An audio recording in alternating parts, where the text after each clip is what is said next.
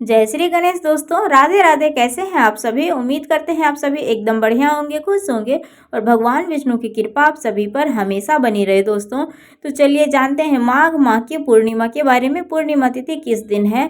ऐसे तो हर एक पूर्णिमा का बहुत ही खास महत्व है, लेकिन ये माघी पूर्णिमा जो है, माघ माह की पूर्णिमा, इस दिन का बहुत ही खास महत्व है। ये बहुत ही विशेष फलदायी माना गया है और ऐसी मान्यता है कि इस दिन गंगा, यमुना समेत अन्य पवित्र नदियों में किसी भी नदी, तालाब, पोखर में स्नान करने से हमारे सभी कष्ट दूर होते हैं और इससे कई गुना ज्यादा पुण्य फलों की प्राप्ति होती है और ऐसा करने वालों को मोक्ष की प्राप्ति भी होती है।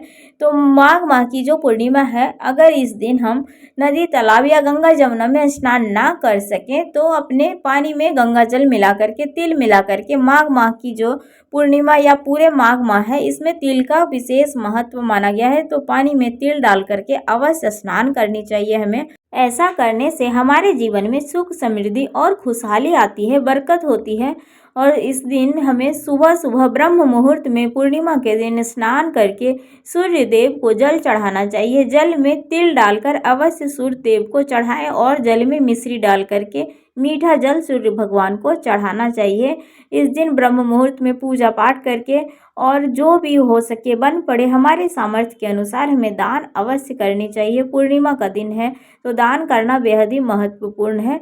जो बन सके उतना सा दान हमें करना चाहिए। और पितरों की भी पूजा की जाती है इस दिन।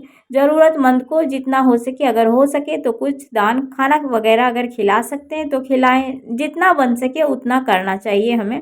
तो चलिए जानते हैं पूर्णिमा तिथि कब से प्रारंभ हो रही है और कब जाकर के समाप्त हो रही है। तो पूर्णिमा तिथि की जो प्रारंभ है वो 11 फरवरी को शाम 6:55 पर होगी और अगले दिन जाकर के शाम को 7:22 पर समाप्त होगी। तो ऐसे में उदय तिथि के अनुसार 12 फरवरी 2025 को माघ पूर्णिमा मनाई जाएगी। इस साल माघी पूर्णिमा के दिन सौभाग्य और शोभन का योग, शुभ संयोग बन रहा है। इस दिन स्नान दान कार्यों का अधिक महत्व बढ़ जाता है। इस दिनों की बहुत ही खास महत्व होती है। तो आप सभी से जितना बन सके उतना अवश्य करें। तो इसके ऊपर एक बहुत ही पौराणिक कथा है, तो चलिए सुनाते हैं वो आप सभी को। एक नगर में धनेश्वर नाम का ब्राह्मण रहता था। उसकी पत्नी का नाम था रूपवती। ब्राह्मण और उसकी पत्नी भिक्षा मांगकर अपने जीवन का गुजारा करते थे। दोनों के कोई संतान नहीं थी। एक दिन उसकी पत्नी नगर में भिक्षा मांगने गई, लेकिन लोगों ने उसे बांझ कहकर भिक्षा देने से मना कर दिया, जिससे संतान न होने के कारण वे दोनों बहुत चिंतित रहने लगे।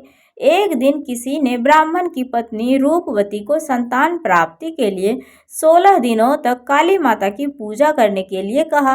ब्राह्मण दंपति ने विधि विधान से 16 दिनों तक काली माँ की पूजन किया, जिससे प्रसन्न होकर माँ काली प्रकट हुई और ब्राह्मण की पत्नी को संतान सुख प्राप्ति का वरदान दिया। साथ ही माँ काली ने ब्राह्मण दंपति से हर पूर्णिमा को एक दीपक जलाने को कहा और हर पूर्णिमा को दीपक की संख्या बढ़ाने को कहा और हर एक पूर्णिमा को व्रत रखने को भी कहा। माँ काली के कहे के अनुसार ब्राह्मण दंपति ने पूर्णिमा व्रत रखना और दीपक जलाना शुरू किया। कुछ ही दिन बाद ब्राह्मणी गर्भवती हुई। माँ काली की कृपा से ब्राह्मण और उसकी पत्नी के घर में एक सुंदर पुत्र ने जन्म लिया। दोनों ने अपने पुत्र का नाम देवदास रखा था, लेकिन देवदास की ज़्यादा उम्र नहीं थी। देवदास बड़ा होकर अपने मामा के साथ पढ़ने के लिए काशी चला गया। वहाँ ऐसी दुर्घटना घटी कि धोखे से उसका विवाह हो गया। कुछ समय बाद काल प्राण लेने के लिए आया, लेकिन संयोग से उस दिन पूर्णिमा थी और ब्राह्मण दंपति ने पुत्र के लिए व्रत रखा था, जिसके चलते काल उसका कुछ भी नहीं बिगाड़ पाया।